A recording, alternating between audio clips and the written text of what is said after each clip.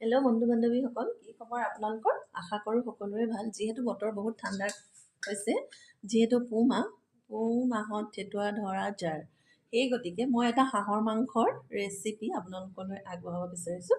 এই হাঁহৰ মাংসখিনি মই কেনেদৰে বনাওঁ, জালুক দি মই শুকান টাইপ বনাম, তাকে আপোনালোকক মই দেখুৱাবলৈ যত্ন কৰিছোঁ। যিহেতু জালুকীয়া বস্তু ঠাণ্ডা দিনত খালে গা গৰম হয়, যিহেতু এইকেইদিন আমাৰ ইয়াত বৰষুণ হোৱাৰ পৰা মানে বেলেগ ঠাণ্ডা পৰিছে। আৰু 7 তাৰিখে ৰাতি বৰষুণ দিছিলে, 8 তাৰিখে দিছে। ৰাতিপুৱা সময়তো বিৰাট ঠাণ্ডা পৰে আৰু গধূলি হোৱাৰ লগে লগে বিৰাটেই ঠাণ্ডা হয়। আপোনালোকৰ সেইফালে কেনেকুৱা হৈছে বাৰু জনাবচোন। মই ইয়াত তেল গৰম কৰি দিছোঁ কেৰাহীত। ইয়াত তেল গৰম হৈয়ে আছে। তেলখিনি গৰম হোৱাৰ লগে লগে মই ইয়াতে পিঁয়াজখিনি দি দিম। যিহেতু মই ৰেচিপিটো বনাব লৈছোঁ জালুক দি পেলাই, হাঁহৰ লগত জালুক আৰু ওলকবি আৰু আলু আছে, এইবিলাক মই ধুনীয়াকৈ কাটি লৈছোঁ। এয়া এইফালে আদা নহৰু পেষ্ট, বিলাহী, আলু আৰু ওলকবি আৰু তেজপাত। ইয়াতে মই তেজপাতখিনিও দি দিছোঁ গোন্ধ আহিবৰ বাবে। যিহেতু হাঁহৰ মাংস হয়, গোন্ধ এটা আহে, সেই গতিকে গোন্ধ নাহিবৰ বাবে বনাব লৈছোঁ। আপোনালোকক মই দেখাই আছোঁ। হাঁহৰ এই বস্তুটো খাব নালাগে বুলি কয়। এইটো বস্তু খাব নালাগে। এইটো বস্তু খালে, এইটো মাংস যিহেতু ঘৰত কটা নাই, ইয়াত দোকানতে কটাই অনা হৈছিলে, সেই গতিকে এই বস্তুটো ইয়াত দি দিছে। এইটো আপোনালোকক মই দেখুৱাবলৈ যত্ন কৰিছোঁ।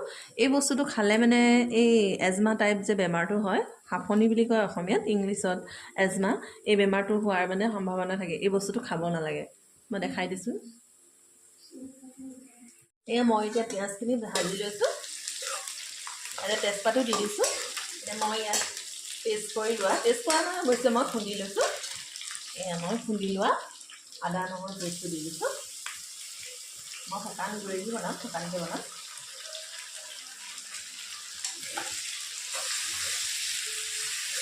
যিহেতু ঠাণ্ডা দিন, অলপ জালুকীয়া খাব লাগে। কণীৰ লগত বা হওক বা মাংসৰ লগতে হওক, জালুকটো খাব লাগে ঠাণ্ডা দিনত। আৰু আদা নহৰুটো খাবই লাগে। আদাটো বিশেষকৈ খাব লাগে, কাহ চৰ্দি পানী লগাৰ কাৰণে ভাল, নহৰুটোও ভাল। সেই গতিকে এইখিনি মই অলপ ৰঙচুৱাকৈ ভাজি ল'ম। ৰঙচুৱাকৈ ভাজি মই ইয়াত হাঁহ মাংসখিনি দি দিম। মই ইয়াত এতিয়া নিমখ হালধি দি দিছোঁ। এয়া হালধি হৈছে।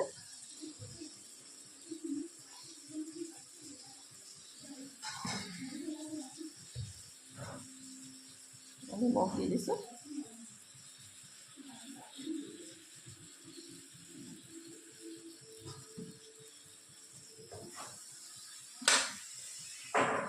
লৰাই এইখিনি ঢাকন মাৰি দিওঁ। তাৰপিছত মই মছলা দিম।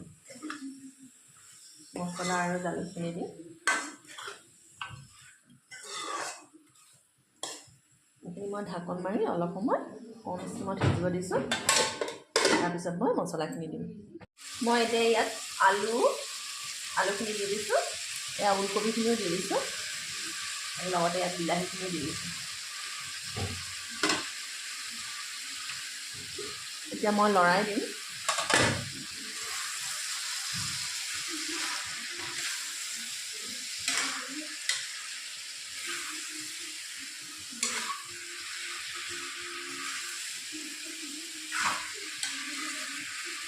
ইয়াতে মই লোকেল জিৰা, ধনিয়া আৰু ৰঙা জলকীয়াটো দিছিলোঁ। জিৰা, ধনিয়া, ৰঙা জলকীয়া আৰু ইয়াত দিছোঁ মই জালুকৰ গুড়িটো পেষ্ট কৰি লৈছোঁ। পেষ্ট কৰি যিহেতু এইখিনি ইয়াত পানী শুকাই গৈছে, সেই গতিকে মই ইয়াত এইখিনি দি দিম।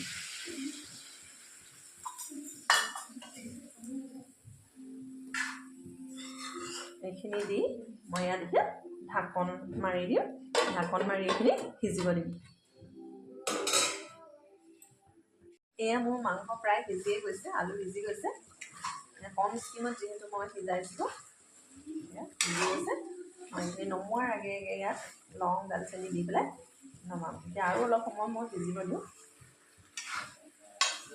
শুকানকৈ বনাইছোঁ, জালুকীয়া হয়, জালুক দিছোঁ।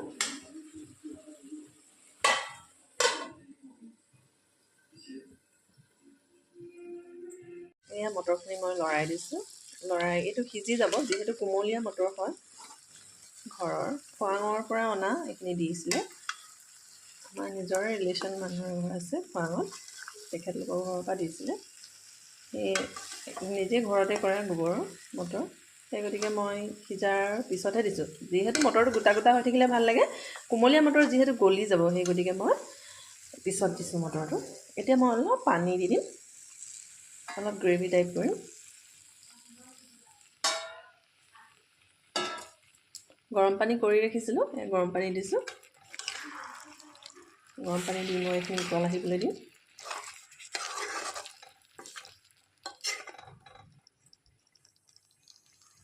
আৰু অলপ দি দিছোঁ পানী, ইয়াত গৰম কৰি ৰাখিছিলোঁ পানীখিনি যিহেতু দি দিছোঁ।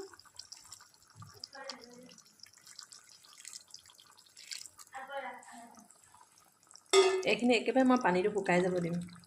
পানীটো শুকাই গ'লে মই এইখিনি নমাই থৈ দিম। এয়া মোৰ হাঁহৰ মাংসৰ গ্ৰেভি ৰেডি। আপোনালোকে এনেকৈ ট্ৰাই কৰিব। আজিলৈ আহিছোঁ, অন্য এটা ভিডিঅ'ত আপোনালোকক লগ পাম বুলি আশা ৰাখিছোঁ। আপোনালোকে সহায় সহযোগিতা কৰিলেহে মই এনেদৰে আগবাঢ়ি যাবলৈ উৎসাহ পাওঁ। Bye bye.